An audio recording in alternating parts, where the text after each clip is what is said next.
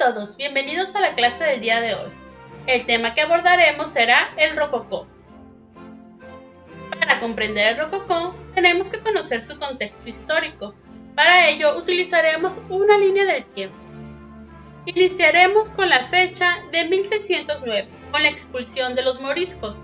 Los moriscos es una palabra que deriva de moro, los cuales son los musulmanes del Al-Ándalus, quienes fueron bautizados forzosamente por los reyes católicos en 1502.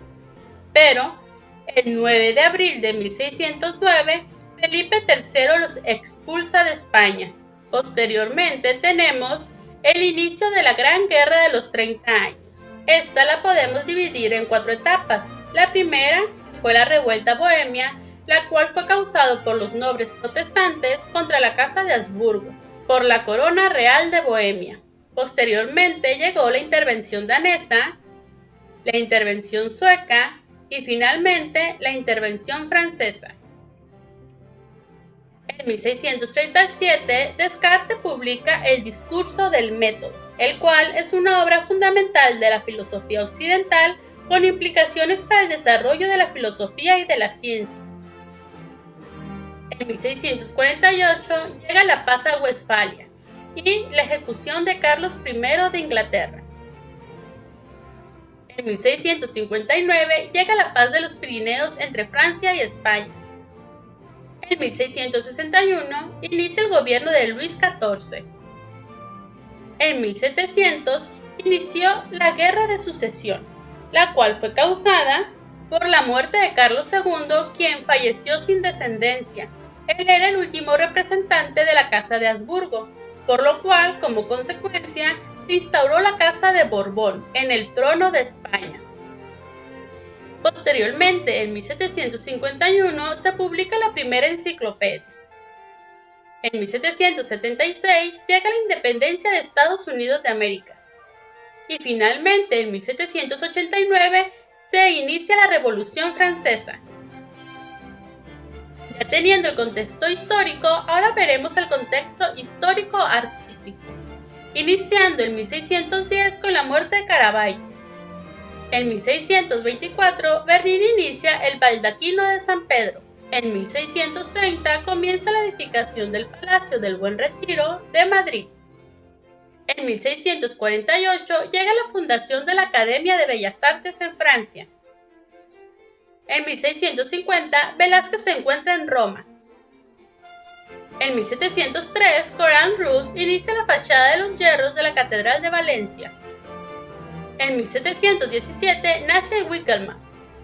En 1737 llegan los proyectos para el Palacio de Madrid.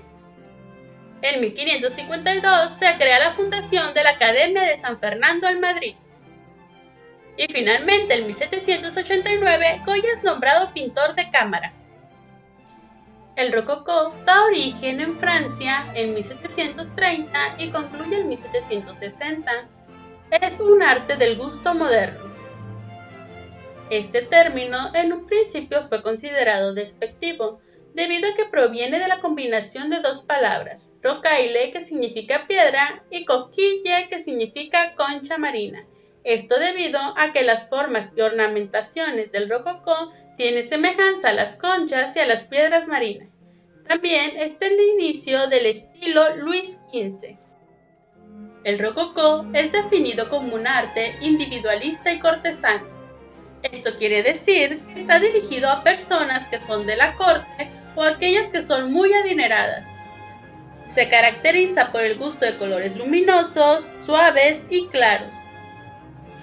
Da origen en Francia y se desarrolla y extiende a lo largo de Italia y España.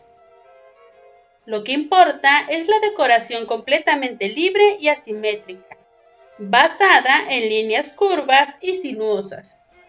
Los elementos predominantes son las conchas, la piedra marina y las formas vegetales, como hojarascas y flores.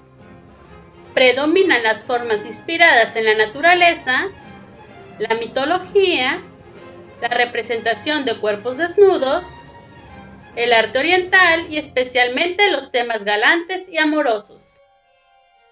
Es un arte básicamente mundano, sin influencias religiosas, que trata temas de la vida cotidiana y las representaciones humanas. Un estilo que busca reflejar lo que es agradable, refinado, exótico y sensual. El estilo rococó lo podemos observar en la pintura, la decoración, el mobiliario, la moda y el diseño y producción de objetos, y su presencia en la arquitectura y la escultura es menor. Esto debido a que su ámbito fundamental son los interiores y el menor grado. Las composiciones monumentales se dieron para los jardines. Indicado por Voltaire en 1780, el rococó deja de estar de moda en Francia y es reemplazado por el orden y la seriedad del estilo neoclásico, impulsado por Jacques-Louis David. Si lo barroco estaba al servicio del poder absolutista, el rococó está al servicio de la aristocracia y la burguesía. El artista pasa a trabajar con más libertad y se extiende el mercado del arte. El rococó se representa como un arte al servicio de la comunidad, el lujo y la fiesta. Las escenas de sus pinturas recogen este nuevo estilo de vida. Se inicia un cambio en el papel de la mujer, quien se convierte en organizadora de reuniones para hablar de literatura, política, juegos de ingenio o para bailar. Este entorno de alta actividad social dentro de la alta burguesía es el lugar adecuado para que los artistas se promocionen y hagan clientes. Los motivos de rococó buscan reproducir el sentimiento típico de la vida aristocrática, libre de preocupaciones o de novela ligera, más que batallas heroicas o figuras religiosas. A continuación miraremos las diferencias entre la pintura barroca y la pintura del rococó. Primero tenemos los centros artísticos relevantes. En el barroco tenemos España e Italia y en el rococó Francia. La luz en el barroco era representada con contrastes y en el rococó era una luz luminosa. El color en el barroco eran contrastes dramáticos y en el rococó colores pasteles, claros y delicados. La temática en el barroco era religiosa y en el rococó mundana. Los protagonistas en el barroco eran personajes populares, reyes y personajes de la Biblia. En el rococó, personas de la clase alta y personajes mitológicos. El carácter de la pintura, es decir, los sentimientos que provoca, en el barroco emociona, sobrecoge e impresiona, y en el rococó es sensual y agradable. Y los clientes, en el barroco era la iglesia y los reyes, y en el rococó la clase alta. Las características de la pintura galante: colores claros y delicados.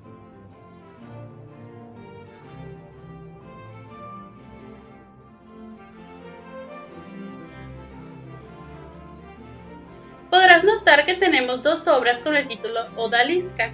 Esto es debido a que tiene dos significados. Uno es mujer esclava en el harén de un sultán y que está al servicio de las otras mujeres del harén, y mujer que se ofrece a los hombres mostrando su sensualidad. Formas curvilíneas,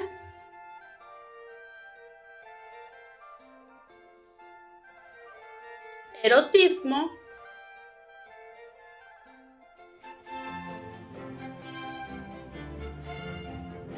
querubines y mitos de amor, fiestas galantes y pastorales,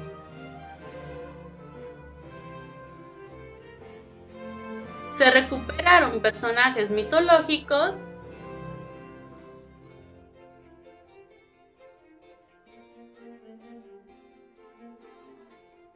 el retrato,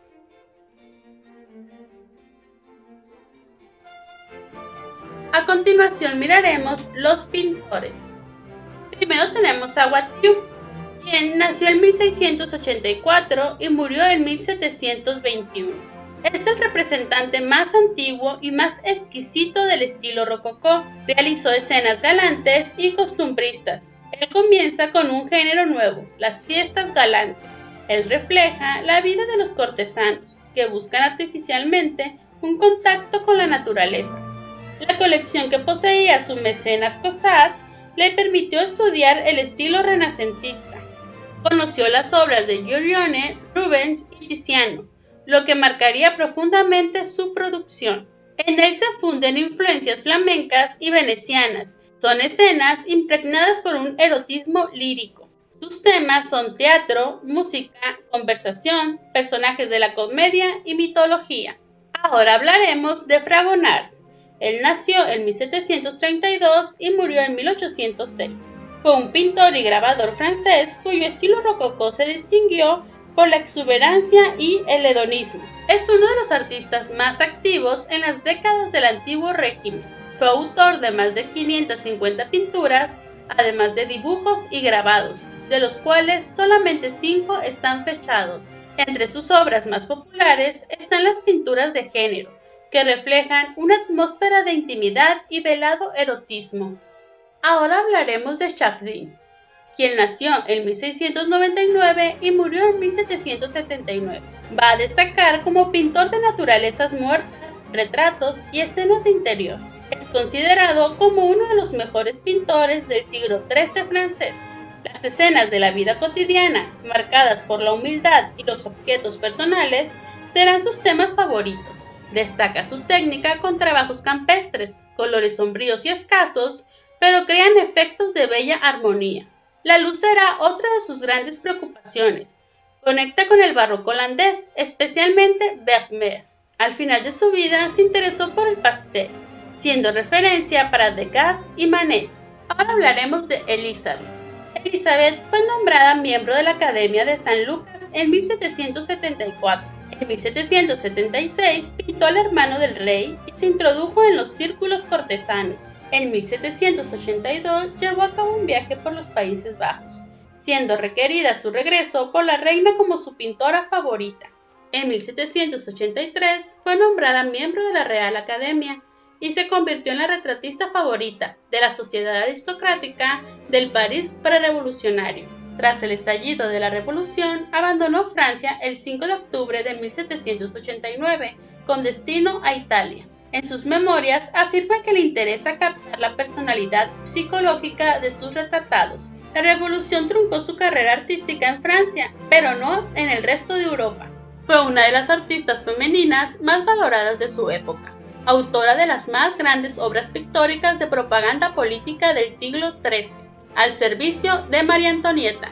Ahora hablaremos de Anton. Fue el pintor más famoso y mejor considerado de su tiempo en España y ejerció en sus compañeros una influencia notable.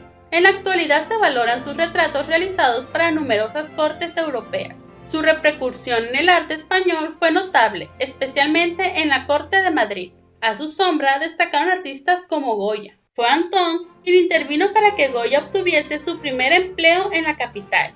Su difícil carácter hizo que se enemistara con muchos personajes de la corte, lo que hizo que acortara su estancia. Es turno de Canaletto, quien nació en 1697 y murió en 1768. A la edad de 19 años comienza a trabajar como aprendiz de su padre como escenógrafo teatral. En estas escenas pintaba amplios decorados para las representaciones teatrales. Bajo esta temprana influencia, el artista empieza a familiarizarse con grandes paisajes urbanos. A su vez, empieza a estudiar cómo pintar escenas callejeras. Ahora hablaremos de Goya. Él nació en 1746 y murió en 1828. Pintor y grabador español con obra que abarca la pintura de caballete, mural, grabado y dibujo. En todas estas facetas desarrolló un estilo que inaugura el romanticismo. Tras un lento aprendizaje en su tierra natal en el ámbito artístico del barroco tardío, viaja a Italia en 1770. Es en Italia donde hace contacto con el neoclasicismo, que adopta cuando marcha a Madrid.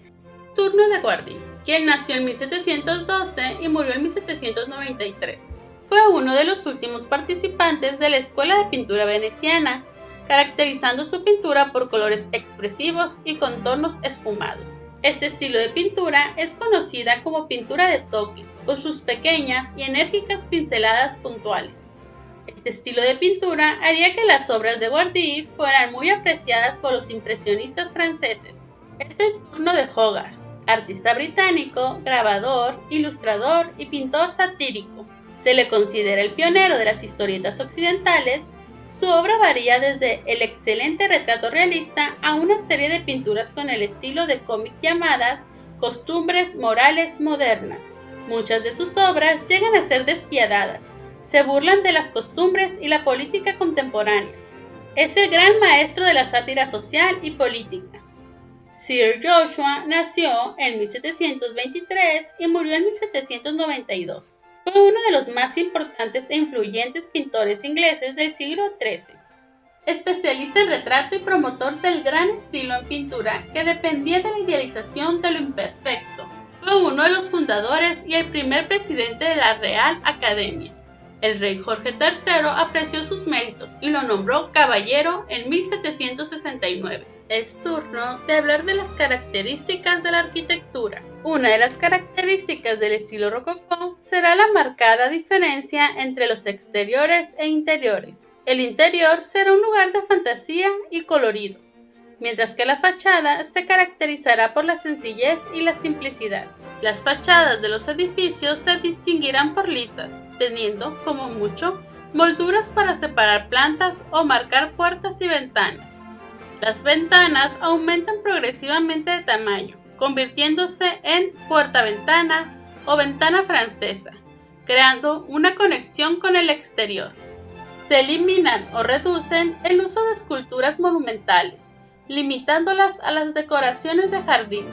La forma dominante en la edificación rococó era la circular, un pabellón central y siempre que era posible rodeado de un jardín o un inmenso parque natural. Estamos mirando a los arquitectos más destacados de cada país. Ahora abordaremos la escultura. En general, este estilo fue expresado mejor mediante la delicada escultura de porcelana. Los motivos amorosos y alegres son representados en la escultura, así como la naturaleza y la línea curva y asimétrica. Se mantienen las influencias de Bernini, afán de movimiento y grandiosidad. Se avanza hacia la ligereza y el refinamiento técnico. Se acentúa el sentido alegórico. A continuación, miraremos a los escultores destacados.